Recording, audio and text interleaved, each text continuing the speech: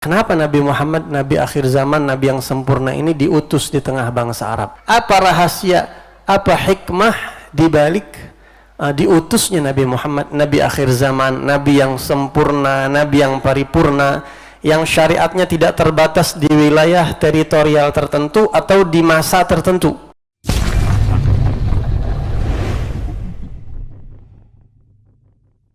Rahasia dibalik dipilihnya Jazirah Arab untuk menjadi tempat Nabi akhir zaman, untuk bangkitnya atau dilantiknya Nabi akhir zaman, Nabi kita Muhammad SAW, yang kemudian sering kita mendengar dari orang, kenapa Nabi Muhammad, Nabi akhir zaman, Nabi yang sempurna ini diutus di tengah bangsa Arab? Kenapa Rasulullah diutus di tengah bangsa Arab? Ada apa dengan bangsa Arab seperti itu?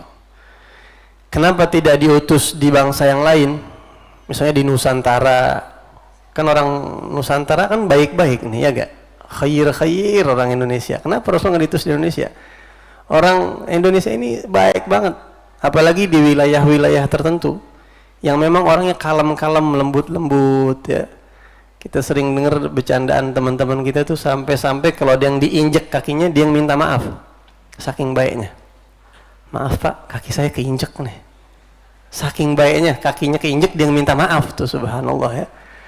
Kenapa Nabi Muhammad tidak diutus di Eropa, di Nusantara, atau di Asia, atau di belahan dunia lainnya? Ada apa dengan bangsa Arab? Dulu-dulu, ya, manusia itu kan, kita ini semakin hari semakin belajar, wawasan kita semakin bertambah. Dulu-dulu saya waktu belum baca kitab ini, belum dengar keterangan dari ulama, waktu masih anak-anak, masih muda, kita suka mendengar ada orang-orang yang bahkan saya dengar langsung mereka di atas mimbar, mereka saat berceramah atau menyampaikan tausiah, mereka khususnya di acara-acara di momentum yang ada hubungannya sama Nabi Muhammad SAW, mereka mengatakan, kenapa Rasulullah SAW diutus di tengah bangsa Arab? Karena bangsa Arab itu bangsa paling bobrok di dunia pada saat itu, begitu. Saya sering dengar tuh, saya sendiri dengar, bukan kata orang. Bangsa paling bobrok sampai disebut era jahiliyah. Jadi kalau Nabi Muhammad sudah berhasil di tempat yang paling bobrok, apalagi di tempat yang lain akan lebih mudah, begitu. Pernah dengar gak Bapak kayak begitu? Pernah dengar, ya? Dan itu fatal banget. Itu salah besar dan itu bahaya banget untuk agama seseorang, bahaya. Itulah dia mungkin efek daripada kebodohan, efek daripada orang yang memahami agama tanpa ilmu atau tanpa guru, seperti itu jadinya. Malah menjas buruk sesuatu yang Allah anggap baik, begitu. Apa rahasia, apa hikmah dibalik diutusnya Nabi Muhammad, Nabi akhir zaman, Nabi yang sempurna, Nabi yang paripurna, yang syariatnya tidak terbatas di wilayah teritorial tertentu atau di masa tertentu, tidak seperti nabi-nabi sebelumnya. Jadi di zaman kapanpun, di masa kapanpun, dan di daerah manapun, syariat beliau akan selalu relevan, selalu cocok. Nabi yang segitu sempurnanya, syariat yang sedemikian sempurnanya, kitab suci yang segitu sempurnanya, ada apa Allah pilih bangsa Arab untuk menjadi tempat muncul dan lahirnya syariat tersebut? Ada banyak hikmah. Ada banyak hikmah dan ulama telah mengkaji ini, dan saya yakin mungkin sebagian daripada antum ada yang sudah membaca, sudah mengkaji itu, ya. Tapi nggak ada salahnya kita ulang, karena mengulang-ulang sesuatu yang manis itu tetap manis, katanya begitu. Yang pertama, hikmah secara geografis, katanya. Secara geografis, secara wilayah teritorial, bangsa Arab itu berada di tengah-tengah untuk mempermudah penyebaran agama Islam ke seluruh penjuru dunia, begitu. Dan kita tidak akan memahami ini kecuali kalau kita melihat peta. Dan peta zaman sekarang sama peta zaman dahulu beda. Bukan beda tempatnya, bukan, tapi orang-orangnya. Di zaman dahulu itu ada wilayah tertentu yang dikuasai oleh Romawi dan wilayah tertentu yang dikuasai oleh Persia. Ada dua kekuasaan besar pada saat itu.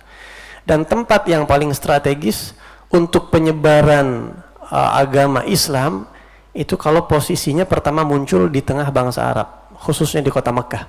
Jadi hikmah yang pertama itu supaya memudahkan agama Islam ini menyebar ke seluruh penjuru, karena Rasulullah SAW, Allah sebutkan di Al-Quran, wa ma arsalnaka illa kafatan linnas. Kami tidak mengutus engkau wahai Rasul kecuali untuk seluruh umat manusia. Bu'ithtu ilal ahmari wal aswad. Aku diutus untuk orang yang berkulit hitam sampai orang yang berkulit merah semuanya. Berbeda dengan nabi-nabi terdahulu. Wa ma arsalna min rasulin illa bilisani qaumih.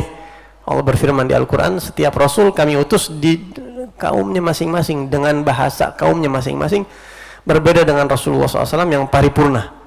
Jadi seluruh penjuru bumi ini memang akan kena jangkauan dan kena kewajiban untuk mengikuti Nabi Muhammad SAW. Maka tempat pertama keluar itu sangat pengaruh, dan bangsa Arab ini atau Mekah pada saat itu menjadi tempat yang paling strategis. Kok begitu? Bukannya ada tempat yang lain yang lebih strategis? Kita perhatikan dulu Mekah itu menjadi titik kumpul manusia. Tidak ada satupun tempat yang menjadi titik kumpul manusia, menjadi magnet kehidupan manusia kecuali Mekah. Allah Subhanahu wa taala berfirman, ditambah lagi dengan firman Allah, dikuatkan dengan pernyataan Allah berfirman di Al-Quran, inna awwala baiti wudi'a lin-nas lalladzi bi Bakkah mubarakah. Sesungguhnya tempat ibadah, rumah ibadah pertama yang dibangun untuk seluruh umat manusia adalah yang ada di Mekah, yang diberkahi oleh Allah Subhanahu wa taala. Jadi masjid pertama, masjid tertua dalam sejarah kehidupan manusia itu Masjidil Haram. Sehingga bangsa Arab, mereka setiap tahun haji, setiap tahun. Orang dari mana-mana tuh datang ke situ. Nah, memudahkan Nabi, tidak perlu Nabi ke sana dan ke sini, ke sana dan ke sini. Walaupun nanti akhirnya kemudian bisa menjadi sebabnya orang Madinah masuk Islam karena mereka pergi haji, kemudian ketemu Rasul dan seterusnya. Setelah itu nanti ke Romawi dan seterusnya. Jadi hikmah yang pertama, kenapa Nabi Muhammad SAW diutus di tengah bangsa Arab adalah karena hikmah secara geografis. Tempat yang strategis, posisi di tengah, ke Yaman dekat, ke Najran dan sekitarnya, sekitaran kota Mekah itu, ke Habasyah dekat, kemudian juga ke wilayah-wilayah yang dikuasai oleh Romawi pada saat itu. Ada wilayah-wilayah tertentu yang memang sudah dikuasai Romawi karena Romawi kekuasaannya sangat besar. Ya, sehingga mempermudah Nabi. Karenanya kita tahu di tahun ke-7 Hijriah, tahun ke-6 atau ke-7 Hijriah, Nabi mengutus 7 orang sahabat untuk membawa surat masing-masing kepada pembesar-pembesar di saat itu, kepada penguasa Heraklius, kepada Raja Najasyi, kepada Kisra, dan kepada pemimpin-pemimpin yang lainnya.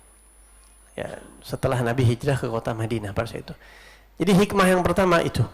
Ditambah lagi Mekah ini, kalau kita lihat mungkin secara penelitian atau para ilmuwan-ilmuwan mengkaji, Mekah ini sebenarnya titik tengah bumi sebenarnya. Ya, titik tengah bumi. Sehingga para astronot-astronot itu katanya mendapatkan sesuatu yang berbeda di kota Mekah. Kalau mereka lihat secara ilmu astronomi, kota Mekah ini memang berbeda katanya. Ditambah lagi, saya tidak ngerti masalah jam itu. Kan kalau jam itu katanya paling akurat mulai start waktu itu kan di London katanya ya. Sebenarnya kalau kita lihat lagi penelitian-penelitian, bahkan sebenarnya kota Mekah itu lebih daripada kota London. Walhasil kota Mekah ini memang banyak keistimewaan. Dan itu menjadi tempat yang sangat strategis untuk memulainya Allah Subhanahu wa taala akan risalah yang sempurna yang dibawa oleh Nabi yang sempurna, Nabi Muhammad SAW.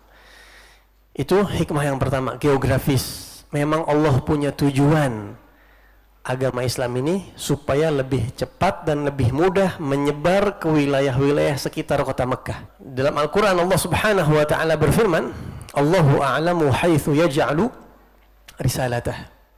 Ya, sebenarnya kalau ada orang tanya kenapa Nabi Muhammad diutus di bangsa Arab, sebenarnya buat kita orang Islam, buat kita orang mukmin cukup ayat itu jawabannya sebenarnya.